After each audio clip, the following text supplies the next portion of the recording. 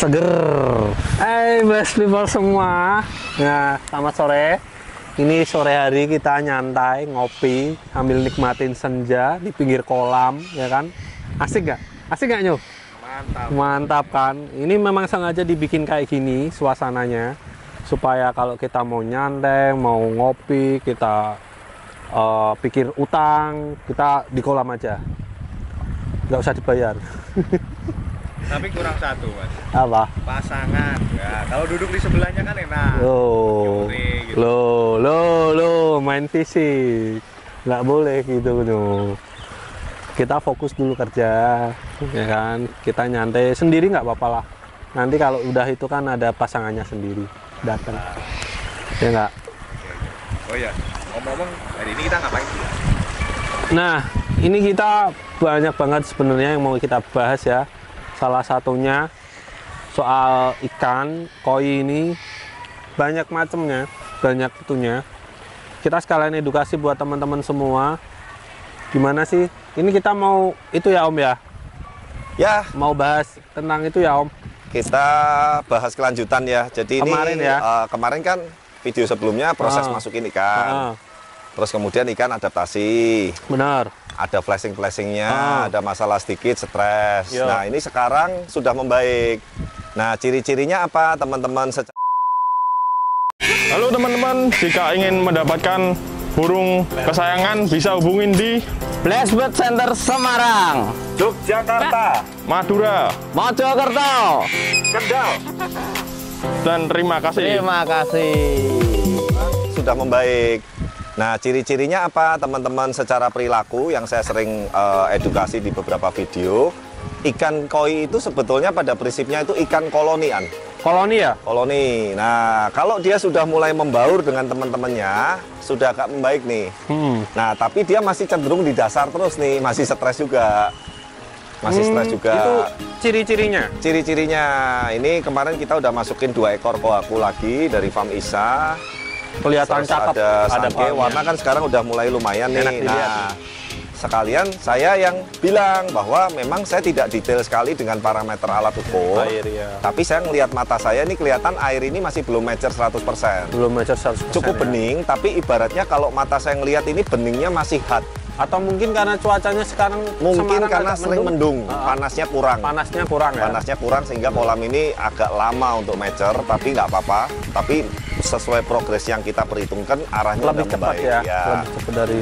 Sebetulnya bisa bedain nggak sih An yang saya bilang tadi? Bisa sih Om. Bening-bening, tapi kan nggak sesoft yang di Blok O. Ya ngerti benar. Kalau Kalau lihat di sana kelihatan dingin gitu. Nah, itu kayak di mata tuh kayak nyes, seger gitu. nyes gitu loh. Nah, kalau ini kan masih kayak agak Benar, berat-berat benar. gimana gitu. Nah, ini sekarang salah satunya kemarin ada yang nanya, Pak, ukuran kasih makan ikan koi yang benar itu gimana sih? Itu tergantung adalah kolam, kapasitas filter, kemampuan filter, dan populasi ikan. Oh, ada hitungannya. Ada. Oh, wah, Tapi ini sekali baru lagi, nih. saya pakai cara bodoh. Cara Nanti saya akan butuhnya. terapin. Ya, saya akan terapin, saya akan ajarin ke teman-teman. Makanya kadang saya sering ngomong, saya nggak berani matok takaran saya ke kolam-kolam lain. Kolam-kolam lain. Bisa beda. Di customer A saya ajarin begini, di customer B saya hitung begini. Itu ada dasarnya semua. Dan kayaknya kalau selera makan sih tergantung personal orangnya masing-masing ya. Iya, satu itu. Kedua, kita juga harus mengukur kekuatan filter kita. Benar. Kalau kekuatan filter kita nggak mumpuni, ada 2 opsi. Yang pertama, kita sistem dripping air. Dripping air 24 jam, air ngalir 24 jam, ngalir kebuang terus ya? terus. Buang Itu terus. otomatis kadar amonia dan nitrit yang jelek itu akan kebuang terus, Oh, sirkulasi. gitu. Nah, yang kedua sering backwash. Backwash. Sering backwash itu buka per chamber yang amoniaknya tinggi, kemudian masuk air baru 5%, 10%. Apalagi odor ya. Apalagi odor. Nah, simpelnya begini nih, saya ajarin langsung. Udah Nah, berani Om kasih makan? Berani udah. Tapi ya sekali lagi ini baru tes ya, Baru bukan tes kasih ya. makan yang normal jor-joran ya. gitu ya. Nah, kenapa saya pilih manggot? Manggot itu ular kering. Karena ini kadar amoniaknya yang kebuang itu lebih rendah daripada pelet koi yang biasanya. Oke. Ya, ini jangan dibahas mereknya dulu karena kita bukan endorse kali ini. Kita ini hanya edukasi untuk gimana sih takaran untuk kolam yang baru, ikannya yang barusan masuk. Nah, contoh nih ya. Ini saya ambil sekali lagi contoh ya. Ini kurang lebih isi sekarang 9, 10, 11 ekor. 11 ekor. Kapasitas 15 ton. 15 ton. Filter 30% lebih dari ini. Nah, Kemarin ngetesnya 3 gampang. ton ya? hari ini saya coba kasih 1 genggam dulu. 1 genggam. Ya, makan nggak makan, saya kasih dulu. Oh gitu. Nah, ukuran saya adalah setelah dia makan, dia kan pasti buang kotoran. Iya. Nah, saya lihat airnya makin keruh nggak? Gitu. Nah, kalau airnya masih nggak keruh, berarti dia masih mumpuni untuk kapasitas 1 genggam. Kasih makan lagi. Nah, kasih lagi 1 genggam. Ini contoh ya, contoh aja. 1 genggam lagi, oh masih airnya masih bening. Berarti filternya masih ngatasin. Misalkan kasih genggaman ketiga, jebret, kok mulai keruh ya. Nah, itu berarti filter Anda saat ini kapasitasnya segitu.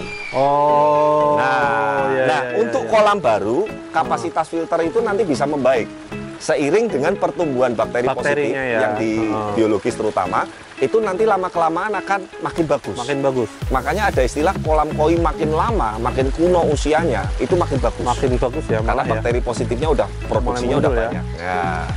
Nah, ini juga ikannya masih belum terlalu mau naik, tapi ini tadi hanya contoh aja teman-teman. Kita akan tes, kita kasih 1 genggam manggot ini, dia airnya berubah drastis nggak? Gitu. Tapi kalau nanti pasti kasih makannya yang tipe yang tenggelam itu Om? Oh, sinking. Ya itu sebetulnya secara komposisi pakan itu lebih padat, tapi saya kurang suka. Kurang suka ya? Nanti membentuk habit ikan dia senang di bawah terus. Oh gitu ya. Padahal kan kita nih nikmatin koi ini kan sebenarnya kepengennya naik ke atas kan gitu loh. Ikannya kan pengennya interaksi gitu. Nah ini sebetulnya dia udah kayak mau naik, tapi masih agak takut. Coba kita mundur sedikit. Takut ada saya mungkin Om? Mungkin, karena lihat dia sebetulnya lihat bayangan sih. Cuman sebetulnya dia udah lihat, kok ada bayang-bayang makanan di atas nih, kepengen naik. Nanti biasanya yang meloporin yang polos-polos nih. Nah ini udah mulai datang nih. Udah cari-cari gitu. Oh ya, ini sedikit masukan juga. Untuk kolam outdoor ini kan biasanya hujan, panas, apa itu kan seringan. Nah saya biasanya kalau untuk kolam outdoor ini lebih seneng saya kasih ikan Sumatera yang kecil-kecil. Oh, nah, dia fungsinya nanti kalau ada kutu yang Argulus kecil-kecil itu dia bisa makanin. Oh. Ya, dia bisa ibaratnya makan kutu jarum gitu. Maaf, tapi nggak ngerusak nggak ngerusak si patternnya atau apa? Cuman kadang jeleknya kalau koinya pas agak lapar, ikan Sumateranya terlalu kecil diuber juga dia. Oh. Iya, seringkali saya cemplungin ini kemarin 50 ekor. Saya yakin hari ini udah berkurang, pasti ada yang kemakan juga. Tapi ya sudah kan, kita intinya kan fungsinya untuk mengantisipasi supaya pertumbuhan kutu Argulus yang nggak bagus untuk koi itu bisa ditekan dengan ikan Sumatera. Iya. Kalau indoor nggak perlu ya Om? Indoor sih sebetulnya nggak terlalu perlu, karena biasanya kita kalau misalkan ada kutu pun itu jumlahnya nggak banyak, terus kita treatment di milin juga udah beres sih. Ya. Nah dia sebetulnya kelihatan sudah mulai berenang-berenang, tapi dia masih ragu untuk naik. Iya benar-benar. Nah ini karena kita kan masih proses kasih makan yang hari pertama gitu. Nggak apa-apa, nanti intinya lama-lama pasti makan sendiri, karena dia makin lama makin lapar. Tapi kelihatannya nih kalau nggak ada orang dimakan Om? Ya mungkin malu ada kita, masih takut kan. Terus ini kan dia juga masih adaptasi. Adaptasi sama. Nah tapi cuman kalau Aan lihat dari polanya sekarang sudah agak beda kan. Beda. Pemilihan warnanya ini masih kurang sih, masih kurang soa, masih kurang benigoi merah, masih kurang siro. Udah mulai cantik nih kolam. Ya, Yutsuri masih kurang 1. Soragoi yang biasa saya juga belum punya, atau cago yang grey itu belum punya juga. Pokoknya nanti total kuota 20 lah, semoga nggak lebih lah. Karena saya kepengen ini untuk apa ya, untuk salah satu patokan bahwa ikan mil jantan semua yang di kolam ini import semua. Apakah ikan mil itu pasti kurus atau nggak bisa gemuk, nggak bisa bulky? Istilahnya ini buat pembuktian. Buat pembuktian. Nah nanti rencana kita mau bikin kolam satu lagi di sana, yang konsepnya ada paludariumnya nanti.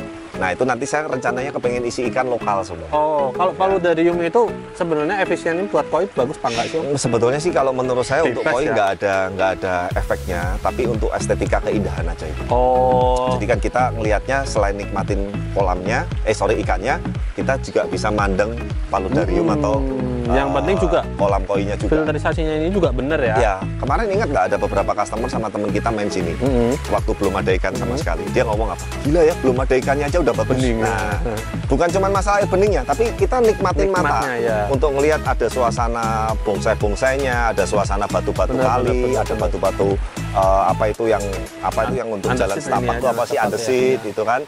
Nah, itu kan penataan kita kan juga kita buat supaya orang itu ngelihat kolamnya aja udah seneng. Enak ya. Apalagi ditambah dengan ngelihat isi koinnya. Nah, terkadang saya sering temuin bahwa orang bikin kolam cuman oke lah untuk ikannya bagus, tapi untuk kita nikmatin itu nggak enak gitu loh. Padahal kita udah keluar biaya, udah bikin susah-susah, tiap bulan keluar listrik, air, maintenance, tapi dilihat kolamnya gitu-gitu doang. Gitu-gitu doang ya. Om, ini kan kapasitas nggak terlalu gede. Nggak. Iya kan? Kadang kan customer tuh ada sesuai budget ataupun sesuai lahan. Oke. Pemilihan ikan kan harus benar nomor satu ya. Itu bisa sampai gede, sampai gitu bisa nggak sih Om? Kalau kolam. Jadi gini loh, sebetulnya kalau menurut saya loh, sekarang pertanyaan saya gini, kita ngipping koi itu ngejar apa yang utama?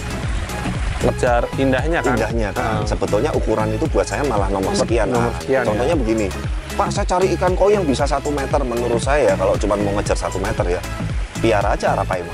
Iya, benar-benar. Atau ikan hiu sekalian gitu loh.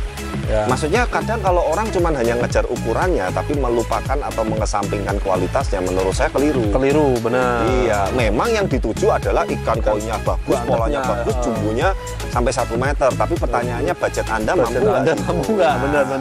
Kemarin kita kasih lihat kan ikan-ikan yang di Semarang Koi Show yang 80 cm. Itu harganya ratusan juta sampai miliar semua gitu loh. Terkadang orang kepengen ekspektasi tinggi tapi nggak nyadar ngukur kantong. Kalau saya orang yang sangat sadar dirian, dalam artian begini, oh budget saya cuma sekian juta, ya sudah, jangan minta ikan yang terlalu ekspektasi terlalu tinggi, dibawa happy aja. Yang penting ikannya cocok, dompetnya pas, suka, udah beli. Kita kan mau happy-happy kan, bener nggak kan? Bener. Kita kan mau hobi, jangan dibikin stres gitu loh. Kadang ada yang bawel banget ya, sorry bukan bawel ya. Menurut saya boleh, Anda sangat detail sekali, tapi sekali lagi sesuaikan kapasitas uang Anda dan budget Anda.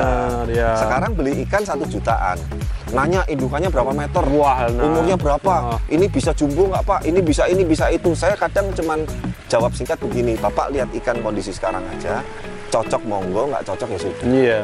Karena saya kadang mau jelasin panjang lebar capek juga gitu loh. Benar. Terkadang orang realitanya harapannya terlalu tinggi, cuman budgetnya terlalu rendah. Nah, itu yang kadang kita capek juga. Dan tinggi juga asumsinya ke impor itu pasti gede. Kemarin ada yang DM saya, Pak ikannya kok bagus-bagus, yang impor maupun lokal. Saya mau Pak, tapi cari budget saya harganya 300 ribuan. Saya pengen nangis Anda nanti. Jangankan Anda gitu loh, saya yang dealer yang cari modal ikan yang segitu aja nggak nemu gitu loh, yang dengan kualitas suruh cari kemana coba. Apalagi dia yang mau beli minta harga yang ratusan ribu tapi mintanya ekspektasi kualitasnya terlalu tinggi ya itu. Tapi kita udah biasa sih kan, paling kita cuma jawab ya sebisa mungkin. Bukan berarti kita nggak mau ngerespon atau nanggepin, tapi ya saya pun kalau beli ikan nggak pernah sedetail itu. Yang penting saya lihat kondisi ikan sekarang, lokal maupun importnya, harga cocok, di kantong cocok, suka, udah selesai. Saya mau happy-happy kok gitu loh. Cuman nggak masalah ya, ketika ada customer punya yang kolam seperti ini, mau dikasih ikan beli sekali langsung jumbo gitu nggak masalah, bisa ya Om ya? Menurut saya sih koi enak-enaknya dilihat itu yang ukuran antara 30 cm sampai 60 cm. Itu sih sudah cukup banget menurut saya. Kadang kita ngejar kepengen terlalu gede 80, 90, 1 meter. Nah sekali lagi, pertama kolam Anda mampu. Kalau kolamnya kecil kayak saya ini, kebayang nggak kalau isi ikannya 70-80 cm? Nah, malah kepenuhan kan, nggak enak dilihat kan gitu loh. Saya di sini nanti 50 sampai 60 cm aja udah seneng. Udah seneng ya? Iya, udah. Saya dilihat pasti udah oke lah. 60, 50 udah gede. Bagus dan terlalu gede kadang pergerakan koi udah lambat. Iya. Semakin gede kan kecenderungan kadang malah ada yang di dasar terus, malah nggak bisa dinikmatin. Enak-enaknya itu 30 sampai 60 cm. Segini ini ya? Ya, ini kan ukuran ada yang 25 BU sampai 35 BU paling besar. Dan lihat perkembangannya itu enak juga Om? Enak, lihat improve-nya enak. Paling nanti 1-2 bulan lagi udah naik. Kalau yang gede kan udah finish semua, kita mau lihat itu aja. Sudah apa ya, ibaratnya udah mentok. Tinggal kita cuman hanya ngerawat aja. Kalau ini kan nah ini yang hijau ini sebetulnya bukan airnya. Ini ya lumut. Ini lumut yang di dinding. Sehingga agak membuat airnya kelihatan sedikit lebih hijau. Ya. Tapi nggak apa-apa, itu nanti kan kita ada UV juga. Memang lumut yang di dinding dan di dasar kolam ini harapan saya cepat tumbuh. Harus ada ya. Nah ini nanti kita paling beberapa hari lagi backwash, masuk air baru lagi. Semoga bisa lebih mature lagi. Untuk air barunya sendiri Om, air gunung lagi? Kalau yang sedikit-sedikit saya biasanya pakai air sumur, tapi air sumurnya itu pun juga simpanan dari air tangki yang sisa. Kemarin kan kita ada lebih kan, saya masukin Pak Kandon, nah itu nanti untuk keperluan harian atau sedikit-sedikit. Tapi nanti kalau dalam jumlah besar kita butuh, baru kita panggil tangki. Jadi nggak harus sekali bekuas kasih air gunung terus gitu? Enggak juga. Pakai air sumur, yang penting airnya sih dengan catatan apa ya, kandungannya itu bagus lahan. Jangan yang contohnya air pump yang kaporitnya tinggi seperti itu, ya itu agak berisiko juga. Gitu. Rentan juga ya untuk kaporit ya koi, Om? Yes. Karena koi ini kan pada hakikatnya kan dia butuh air yang kualitasnya bener-bener apa ya? Paling ideal. Ada sih, kita pernah bahas di video sebelumnya kan parameter koi sehat atau hidup di air, parameternya apa aja itu kan. Nah disitulah itu patokannya. Berarti paling idealnya memang air gunung. Cuman kalau penambahan dikit lagi masih oke lah. Masih air karena kan jumlah ya. persentasenya sangat sedikit dibandingin kapasitas total. Kalau untuk full sendiri Om?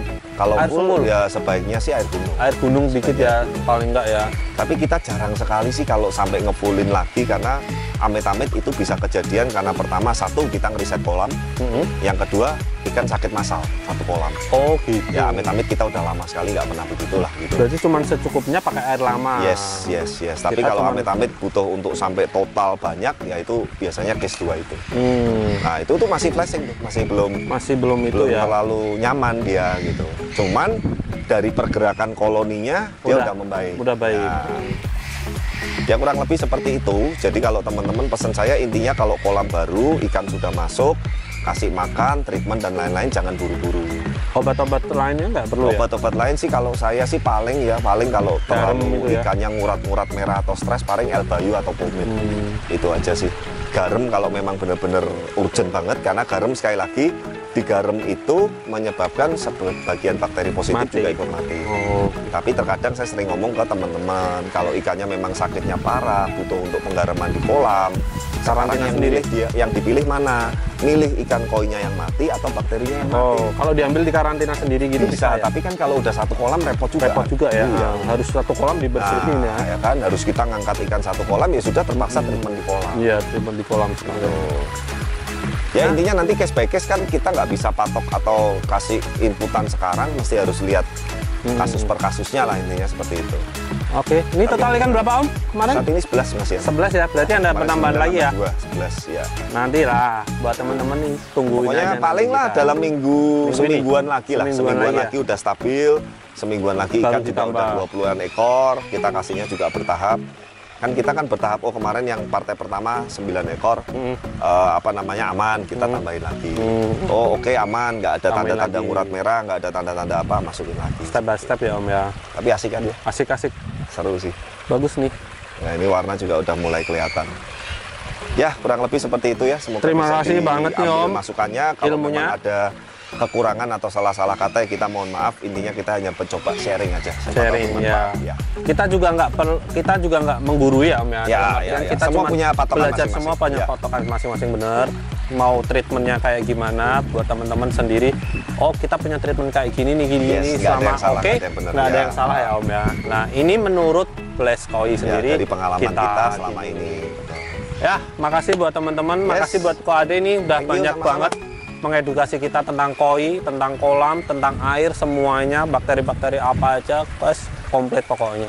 Nah, buat teman-teman jangan lupa yang mau ikan koi bisa langsung DM Ko Ade ini di Bless Koi Center Semarang. Dan jangan lupa juga komen di channel YouTube kita. Share, paling penting share ya. Oke, thank you banget ya Ko Ade. Thank you. Oke, buat teman-teman, see you next time, bye. Bye.